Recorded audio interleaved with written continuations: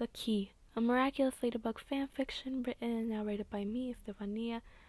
Make sure to check out my other social medias linked in the description box below, and subscribe to this channel, give this video a thumbs up if you enjoy it, and leave a comment down below. All of that really supports me and I would really appreciate it. Now, I hope you enjoy The Key. Marinette, a young but bold, talented and intelligent soldier, was at an old house that seemed abandoned and like no one had been there for at least 50 years. She had been sent on a quest to retrieve a crown and a key that was stolen from the kingdom she served. She didn't know why a crown and a key were so important, but she had been instructed to ask no further questions and just complete the quest. And so she did. Now she was at an abandoned house looking for a crown and a key. She was about to leave, having found nothing, when she heard something land on the floor a few meters away from where she was. Her hand reached for her sword, getting a tight grip around the handle. She didn't know what made whatever had fallen drop, so it was best to be safe. She turned around, sword in hand, and saw something she didn't expect. A crown. It was laying sideways on the ground. She went over to pick it up, seeing a figure not from the object, going to pick it up as well. "Mine!" she yelled, without even thinking about it, and ran to get the crown. But it was too late. The other person had already gotten it. Well, look at what we have here. You really thought you would get this that easily?" said the other person standing in front of her, as he swung the crown from one side to the other on a finger. "Well, you thought wrong, because this is mine now." There was a sly smirk on his face as he spoke each word. "Who even are you?" Marinette was getting sick of this. Seriously, how much could that dumb crown be worth? To her, it didn't look like much. "I guess you may call me Cat Noir." "Look, you don't want to fight me. I've been training my whole life. I'm a soldier. You're not coming out of this alive if that is what I have to do." Cat Noir laughed. "You really don't know the power I hold right now, do you? What power could you possibly hold? It's just a dumb crown." "Oh, you innocent little thing." "I'm not little. We're literally about the same age." She seriously was getting sick of this. "Well, to answer your question, I could A, destroy this whole kingdom right now if I wanted to, or B, literally get exactly whatever I want." "How exactly?" stated Emily, clearly unimpressed with this whole charade. How could a crown hold any power? It was just a piece of jewelry after all.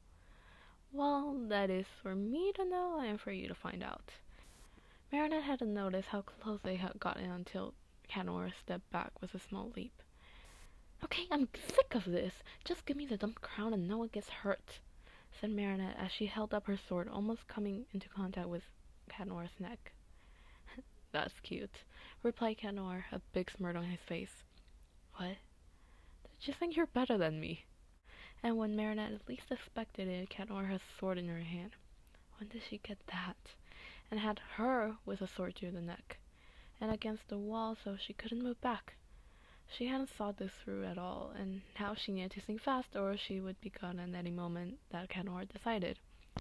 But before she could do anything or even get a word out, Cat Noir started talking again. "Do you really like being used like this? Being sent out on quests with no benefit of your own, without gaining anything in exchange?" "They're not using me. This is for the greater good," said Marinette, voice strained as she tried to move the least she could, because one false move and the sword would cut her. "Is it really for the greater good, or is that just what they want you to believe? Have you seen anyone who's genuinely happy with how they are treated in this kingdom?" Marinette had never seen it that way. She had dedicated her whole life to serving the kingdom, but was she really happy? Was anyone in the kingdom? She thought she had been serving the whole kingdom, but maybe just royals were being benefited by her actions. That science proves I'm right. She was brought back to reality by Cat Noir speaking again. Maybe he was right. "No, I can't trust him. He's a bad hike here, not the royals. But maybe I can make him trust me, and he can help me finish the quest since he already has a crown. And I just need the key now." "Okay, you're right. I've never seen anyone apart from royals actually be happy. The sword scraped against the skin of her neck, but finally came down. Now she had to focus on the plan to get the crown and the key. Very well. I see you've come to your senses. Come on, we still have to get the key, right? Right. Marinette agreed. This way it would be easier. She had a map of places she had been indicated to check for the items. She had already checked about half of the places on her own before the abandoned house where she found the first item. Now she had to check the rest of the places. A few days passed and Marinette and Catnor were resting in an area of the forest. Catnor was practicing archery, aiming at some small trees or a certain spot on the big tree. Meanwhile, Marinette was leaning against a tree, drinking some water and checking all the places they had left to check. Catnor had been aiming at a nearby tree when Marinette felt something land beside her. She turned her head slightly to the right to see an arrow, one of Catnor's arrows. Oops, but she should see the look on your face, said Catnor as she laughed at Marinette's expression. Are you serious? That almost hit me. Exactly. Almost. Oh, you're unbearable. As much as she needed to get along with Catnor to get the crown, she couldn't help but get annoyed at some of his actions. First, he stole the crown, then he almost killed her with a sword, and now she almost injured her with an arrow, and laughed after doing so. She just wanted to get this quest over with. Oh, please, like you're any better.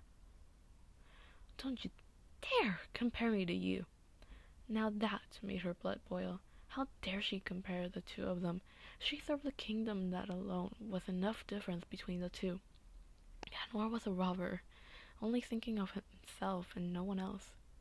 We may be more similar than you think, said Catnor as he winked at her as she walked away to get some on the horse. She really was getting tired of having to put up with Catnor. More days passed by, and they still hadn't found anything. Both Marinette and Catnor were riding on the horse Marinette had been using since she started the quest. There were only a couple places left to check. Marinette had grown slightly fond of Catnor. He was actually quite nice when you got to know the other side of him.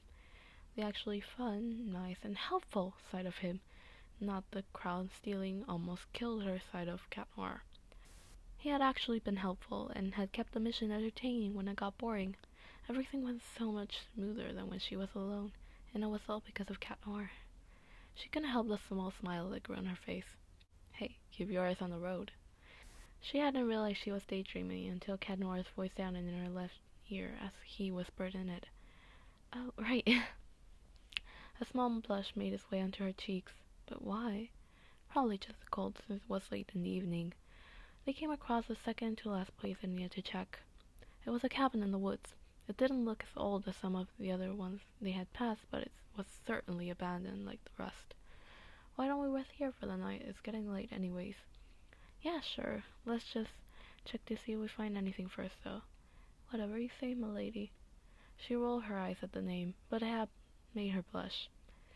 It shouldn't have. Catnor was a bad person. She couldn't get fooled or blush at his words. She had to keep the quest in mind. Both Catnor and Marinette stepped into the cabin and went to look around and try to find the key. To no luck, they decided to rest for the night and resume the quest in the morning. They were ready to go to sleep. There was one problem. There was only one bed. Every single other place they had stayed in had at least 2 pieces of furniture that you could use to sleep, but this one didn't. You sleep on the bed, I'll sleep on the floor. She should have agreed to that. She really should have. And why did she care where Catnor slept? Just a few days ago, she couldn't even stand him, and now she was worried about where Catnor slept. She decided to blame it on the fact that she was a good person, and that she would have done the same thing for any other person. What? No! There's bugs on the floor and it's hard. I'm not letting you sleep there. Man slept in worse conditions. That doesn't make it okay. Look, it's sweet that you're concerned about me. I am not concerned about you. She would not go there, because it wasn't true. She wasn't concerned about Catnor. She was just acting like the good person she was. I'm just being a good person, but if you want to sleep on the floor instead of an actual bed, that's up to you. With that, Marinette decided she wouldn't argue with Cat Noir anymore for that night. She decided to sleep, and Cat Noir was getting on her nerves, and that obviously wouldn't help her rest. It was a few seconds after she got in the bed that she felt a weight on the other side. She turned around, and Cat Noir was staring at her. Fine, I'll sleep on the bed. Good. The next morning, Marinette woke up and felt something warm around her. It was nice, she had to admit, as she'd never slept that well in her life. She wondered what it was. The bed she slept on wasn't even that good, so what could make her sleep so nice? And then memories from the previous night came pouring into her mind. The warmth was coming from Cat Noir, who had slept next to her and was now hugging her. She jumped out of the bed, and when she saw the questioning look on Cat Noir's face, who was just waking up, she decided to blame her reaction on the spider. There was a spider on the pillow! It came out louder and higher than she wanted or expected, but hopefully Cat Noir would still believe her. Scared of a little spider, are we? Said Cat Noir with a teasing tone and look on his face as he brought a hand to Marinette's cheek. Yeah. Come on, let's see something and get going. They did so and headed to the last place on the list Marinette had received of places to check. It was another old abandoned house, very much like the one where she had met Cat Noir. They explored the whole place for hours, but with no luck. They didn't find the key, and that was the last place on the list. What are we gonna do? This was the last place on the list, said Marinette, concerned for herself since she didn't know what the consequences of not finishing the quest would be. Everything's going to be fine, I promise. How? I failed. Hey, look at me, said Cat Noir, lifting Marinette's chin to get her to look him in the eye. It didn't fail. Maybe you didn't find the key, but I'm sure they will understand. Are you sure? I'm sure. Marinette was laying her head on Cat Noir's shoulder as the latter comforted her. They arrived back at the castle, ready to inform the queen about the quest. Marinette started talking, disappointed in herself, but knowing Cat Noir was right by her side. They had their hands intertwined, giving security and comfort to one another. We couldn't finish the quest, started Marinette while looking down at the ground. Is this what you're looking for? A devilish smirk on the queen's face as she raised the key that Marinette was supposed to find. What? How? Aren't you supposed to kill her? Wasn't that your quest, Cat Noir? A gasp escaped Marinette's lips. She couldn't believe what she was hearing. The person she had grown to trust the most had the intention of killing her, had been instructed to kill her. What? How could you? She was deeply hurt, heartbroken. Look, I can explain. Cat Noir sounded desperate, but she didn't care. Cat Noir had betrayed her. She didn't expect what she saw heard next. Move! She heard a cry from Cat Noir telling her to move. But why? And then she turned and realized an arrow was coming directly at her. She froze. This was it. She was waiting for it, but it never came. Instead, she saw something she didn't expect. Something that made her break down crying the moment she saw it. Cat Noir was lying on the floor in front of her, dead, with an arrow right through him. Cat Noir sacrificed himself for her. He took an arrow for her. Then she realized this was the queen's fault. Anger filled her body, and so she had her own bow and arrow and aimed it at the queen. At a moment, the queen had been killed. She refocused her attention on Cat Noir. She couldn't believe it. The person she trusted the most, who had supported her the most, had sacrificed himself for her, and now he was dead. She knelt down right next to Cat Noir and held her hand to Cat Noir's cheek and softly stated, I love you. Thank you so much for listening to The Key. I hope you enjoy that. And make sure to check out my other social media. I have a lot more content there. Make sure to check out other videos on this channel. And if you enjoyed this video, give it a thumbs up, leave a comment, subscribe, all that good stuff. I hope you enjoyed The Key. Bye!